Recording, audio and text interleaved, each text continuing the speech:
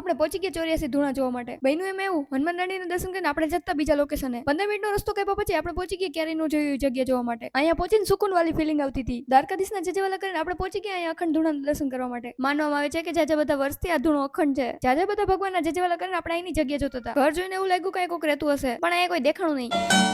પણ આ જગ્યા હતી જોરદાર. મંદિરની હિસ્ટ્રી કઈ ખબર નહોતી, પણ અહીંયા આવતી હતી બહુ મજા. તમે આ જગ્યાના દર્શન ન કર્યો તો કરતા આવજો. રૂમની બાજુમાં હતું નાનકડું મંદિર. આ હતું અંબા માતાજીનું મંદિર. માતાજીના જજવાલા કરીને આપણે પહોંચી ગયા 84 ધૂણા જોવા. માનવામાં આવે છે કે આ 84 હવન કુંડ હતા. પૂરેપૂરા 84 છે કે નહીં રવિભાઈ ગણતા હતા. इतने तेजस्वी लोग हैं हमारे पास. ગલુ અહીંયા આરામ કરતું હતું. સમય બધાયનો આવે યાર. 84 સિદ્ધપીઠના આપણે 2-4 કિલો વિડીયો લઈ લીધા.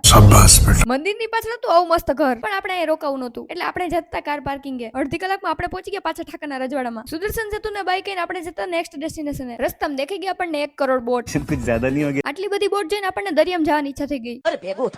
પણ દરિયામાં બોટ થઈ ગઈ હતી બંધ, એટલે ઈચ્છા મરી ગઈ.